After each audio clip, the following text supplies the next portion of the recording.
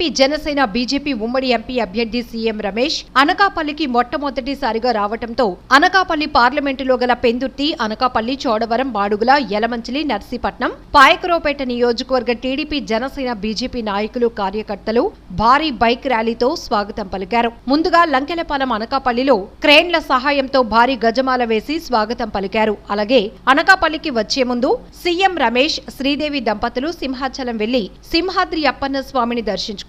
అదేవిధంగా ఉత్తరాంధ్ర ఎలవేల్పు అనకాపల్లి శ్రీ శ్రీ శ్రీ నూకాంబిక అమ్మవారిని దర్శించుకుని ప్రత్యేక పూజలు నిర్వహించారు. ఈ సందర్భంగా వీరికి టీడీపీ నాయకులు దాడి రత్నాకర్, దాడి జైవీర్లు స్వాగతం పలికి సాలువాతో ఘనంగా సత్కరించి అమ్మవారి చిత్రపటం బహుకరించారు. ఈ సందర్భంగా సీఎం రమేష్ మాట్లాడుతూ, ఈ రోజు మీరు చూపించిన ప్రేమ, ఆప్యాయతలకు తమకు చాలా సంతోషంగా ఉందని తెలిపారు. అలాగే బూడి ముత్యాల నాయుడు ఇప్పటి వరకు డిప్యూటీ సీఎంగా ఉండి ఆయన ఊరికే రోడ్డు వేయించుకోలేకపోయారని, నియోజకవర్గాన్ని అభివృద్ధి చేయలేకపోయారని, అలాంటి వ్యక్తి అనకాపల్లికి అవసరమా అన్నారు. అలాగే మీకు అభివృద్ధి జరగాలి, ఇండస్ట్రీస్ రావాలి, ఉద్యోగ అవకాశాలు కలగాలంటే నన్ను భారీ మెజారిటీతో గెలిపించాలని కోరారు. ఈ కార్యక్రమంలో అనకాపల్లి కొనతాల రామకృష్ణ, పెందుర్తి పంచకర్ల రమేష్ బాబు, నర్సీపట్నం అయ్యన్న పాత్రుడు, ఎలమంచిలి సుందరపు విజయకుమార్, పాయకరావుపేట వంగలపూడి అనిత, చోడవరం కేఎస్ఎన్ రాజు, మాడుగుల పైలా ప్రసాద్, మాజీ ఎమ్మెల్యే పేలా గోవింద సత్యనారాయణ, మాజీ MLC Buddha Nagajagadeesh, GVMC floor leader Pela Srinu, TDP యువ నాయకుడు అయ్యన్న విజయ్, టీడీపీ జనసేన బీజేపీ నాయకులు, కార్యకర్తలు తదితరులు పాల్గొన్నారు.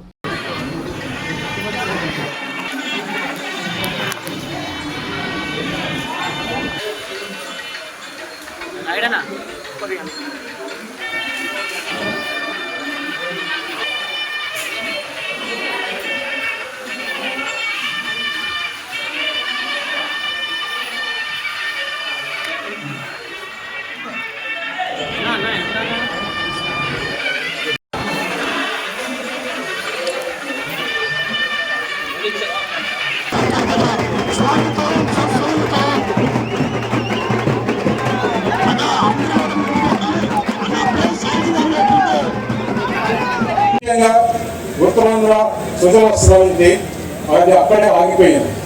ఎక్కడ కూడా ఆంధ్రప్రదేశ్లో ఈరోజు ఇరిగేషన్ ప్రాజెక్టులు ఎక్కడ వేసిన గొంగడు అక్కడే ఉన్నట్లు, ప్రాజెక్టులు అక్కడే ఉన్నాయి. అవి దానికి ఏ విధంగా ముందుకు తీసుకోవాలన్నా నేను శ్రద్ధ తీసుకున్నానని చెప్పేసి మీకు తెలియజేస్తున్నా. మూతపడిన అనకాపల్లి దుంపాల షుగర్ ఫ్యాక్టరీని మళ్ళీ ఓపెన్ చేయించడానికి నేను ప్రయత్నం చేస్తే ఇక్కడ ఉండే చెరుకు రైతులు యువతకు ఉద్యోగాలు వస్తాయని చెప్పేసి తెలియజేస్తున్నా. అలాగే సోమవారంలో గోవాడ షుగర్ ఫ్యాక్టరీ చెరుకు ఫ్యాక్టరీ, అలాగే ఈ చెరుకుకి ఏదైతే మద్దతు ధర కావాలనో ఆ మద్దతు ధర కూడా తీసుకొని వస్తామని చెప్పేసి మీకు తెలియజేస్తున్నాను. రేవణ రిజర్వాయర్ మాడుగులు అధీకరణ చేయడం, కలయంలో రిజర్వాయర్ని ఆధునీకరణ చేయడం, అనకాపల్లి పార్లమెంట్ పరిధిలో అధ్వానమైన రోడ్లు. నేను ఈ మధ్య అనకాపల్లి నుంచి చోడవరం పోయా, ఏదో పార్టీ ప్రోగ్రాం ఉంటే దాదాపు 1.5-2 గంటలు పడిందంటే నిజంగా ఇక్కడ చేసుకున్న ప్రజలు, ఇక్కడ ఉండే ప్రజలు మీరు ఎంత ఓపిక ఉన్నారంటే నిజంగా మీరు దేవుళ్ళు. ఇదే వేరే ప్రాంతంలో అయితే ఆ ప్రజాప్రతినిధిని, ఆ మినిస్టర్ని ఇంట్లో నుంచి కూడా బయటకు రానివారు. ఈ రోడ్ల పరిస్థితి, ఇన్ఫ్రాస్ట్రక్చర్ ఏదైతే ఉన్నాయో అది ఈ కూటమి ఏదైతే ఉందో ఈ కూటమి అధికారంలోకి వస్తే వెంబడే ఈ పక్క ఉండే రోడ్లు, ఇన్ఫ్రాస్ట్రక్చర్ అన్ని కూడా డెవలప్ చేస్తామని చెప్పేసి మీకు హామీ ఇస్తున్నాము. అట్లే గోవాడ మరియు తుంపాల షుగర్ ఫ్యాక్టరీల ఆధునీకరణ కూడా డిపిఆర్తోనే ఆగిపోయిన సభవరం మల్కాన్గిరి 6 లైన్ల హైవే ఎక్కడ వేసిన గొంగడు అక్కడ ఆగిపోయింది. దాన్ని బయటికి తీసుకొచ్చేసి ఆ రోడ్డు పనులు ప్రారంభించడానికి సాయశక్తిలా కృషి చేస్తామని చెప్పి తెలియజేస్తున్నాం. ఇక్కడ యువతకి ముఖ్యంగా స్కిల్ డెవలప్మెంట్ లేదు. ప్రతి నియోజకవర్గానికి కూడా స్కిల్ డెవలప్మెంట్ ఏర్పాటు చేసేసి ఉద్యోగ అవకాశాలు యావత్ ప్రపంచంలో వచ్చే విధంగా మెరుగుపరుస్తామని చెప్పేసి తెలియజేస్తున్నాము. ఎలమంచిలో ఉన్న SEZ స్థానికులకే ఎక్కువ ఉద్యోగాలు ఇచ్చేదిగా, అలాగే ఎలమంచిలే కాకుండా మిగతా ప్రాంతాల్లో కూడా SEZ తీసుకొచ్చడానికి అక్కడ ఉద్యోగ అవకాశాలు తీసుకొచ్చడానికి ప్రయత్నం చేస్తానని తెలియజేస్తున్నా. ఇప్పుడు నేను చేసే పనులు మీరు చెప్పారు. ఏదైతే ఇక్కడ కొంతమంది అప్పుడే చెప్తున్నారు, ఈయన లోకల్ కాదు బయట నుంచి వచ్చినారని. నేను ఒకటే మీకు అందరికీ చెప్తున్నా, ఇక్కడ ఈ ప్రాంతానికి అభివృద్ధి చేయాలంటే నేను చేయగలనా, ఈ భూమి ముత్యంలా చేయగలనా అని మీరు ఒకసారి ఇక్కడ దాదాపు అతను డిప్యూటీ సీఎంగా ఉన్నాడు, పంచాయతీరాజ్ మినిస్టర్గా ఉన్నాడు. ఏ రోజైనా కానీ జగన్మోహన్ రెడ్డి దగ్గర కూర్చొని నేను మంత్రిగా ఉన్నాను, ఈ జిల్లాకు పోతే నా కాన్స్టిట్యున్సీ పోతే ప్రజలకు ఏం చెప్పాలి, నాకు ఇవి కావాలి, ఈ డెవలప్మెంట్ కావాలి, అది పక్కన పెడితే కూడా కనీసం పంచాయతీలకు వచ్చిన నిధులు సర్పంచులకు పంపించాలి, అది కూడా చేయలేకుండా నన్ను ఈ దృష్టికి తీసుకొస్తే నేను ఏ విధంగా ప్రజల్లోకి పోవాలి అని ఒక్క రోజైనా ముఖ్యమంత్రిని అడిగానని చెప్పి చెప్తున్నా.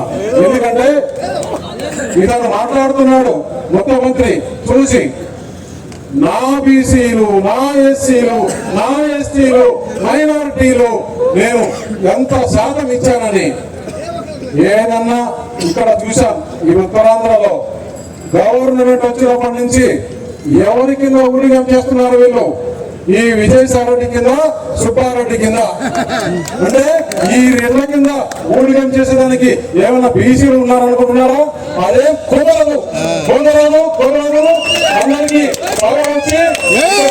చేసి చేస్తామని ఈయన ఒకవేళ ఢిల్లీకి పోయినా అనుకున్నాం. ఇదే బోడి ముత్యాల నాయుడు. ఈ బోడి ముత్యాల నాయుడు ఢిల్లీకి పోతే ఏ భాషలో మాట్లాడతారండి? సబ్జెక్టు ఎవరి దగ్గరికి తీసుకుంటారు, ఎవరితో మాట్లాడుతారు, మళ్ళా అటు చేసి ఇటు చేసి మళ్ళా ఈ రెండుకి తిరిగే పోవాలా? అది అవసరమే మన అనకాపల్లి కాన్స్టిట్యున్సీ వాసులకి. వాళ్ళ దగ్గర బానిసంగా బతకము, అవసరం లేదు. వాళ్ళ దగ్గర బానిసంగా బతకము. వాళ్ళను మీరు గెలిపిస్తే నేను ఈ కాన్స్టిట్యున్సీకి ఏ డెవలప్మెంట్ కావాలంటే డైరెక్ట్ గా ఏ క్యాబినెట్ మినిస్టర్ కైనా సరే, ప్రధానమంత్రి దగ్గరికైనా సరే, లేదు ఏ సెక్రటరీ దగ్గరికి పోవాలన్నా, ఎవరి దగ్గరికి పోవాలన్నా ధైర్యంగా కూర్చొని, లేదంటే అనకాపల్లిని తీసుకొని వచ్చి పని చేపిస్తానని తెలియజేస్తున్నా. ఇంకొకరు చెప్తున్నారు ఇక్కడ ఉక్కు ఫ్యాక్టరీ ప్రైవేట్ పరం చేస్తారని. అయ్యా బాబు, లేని ఉక్కు ఫ్యాక్టరీ కోసం నేను దాదాపు 15 రోజులు నిరాహార దీక్ష చేసుకొని నా ప్రాణం మీదకి తెచ్చినా పర్లేదని చెప్పేసి చంద్రబాబు నాయుడు వచ్చి ఫౌండేషన్ నిరాహార దీక్ష చేయాలని చెప్పేసి పబ్లిక్ లో ఇట్లే మీడియా సమావేశంలో నిరాహార దీక్ష కూర్చున్నాం. అప్పుడు ముఖ్యమంత్రి చంద్రబాబు నాయుడు గారు వచ్చి ఫౌండేషన్ వేస్తే 1-2 నెలల్లో ఎలక్షన్ వచ్చాయి. నాకు ఎక్కడ పేరు వస్తుందో ఈ ముఖ్యమంత్రి జగన్మోహన్ రెడ్డి దాని ఇంతవరకు ముందుకు తీసుకోవాలా. అక్కడే మేమంతా పోరాడితే ఈ విశాఖ ఉక్కు ఫ్యాక్టరీ కన్నెంటి విశ్వనాథ్ గారు ఎంతో పోరాడి ఎంతో మంది అక్కడ పనిచేయడం చేస్తే అటువంటి ఫ్యాక్టరీ పోయేదానికి మేము చూస్తూ ఊరుకోము. ఈ అనకాపల్లి నియోజకవర్గం కానీ, విశాఖ కానీ, ఉత్తరాంధ్ర కానీ ఎవరు కూడా ఊరుకోరు.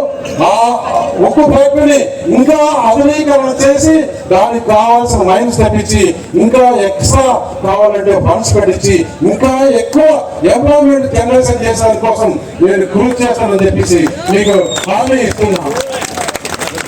అదే జగన్మోహన్ రెడ్డి నిన్న చూశాం ఏం మాట్లాడుతున్నాడు అని. అది అసలు అంత సిగ్గు లేకుండా, ఎగ్గు లేకుండా, ఎంత ఇదిగా పక్కనే నిందితుడు అవినాష్ రెడ్డిని పెట్టుకొని వివేకానంద రెడ్డిని ఎవరు చంపారో ఆ దేవుడికి తెలుసు అంటాడు. అంటే పక్కన ఉన్నాడు. సిబిఐ నిర్ధారించి ఈయన ముద్దాయని చెప్తే ఆయనకు తెలియదా ముఖ్యమంత్రి అంటే?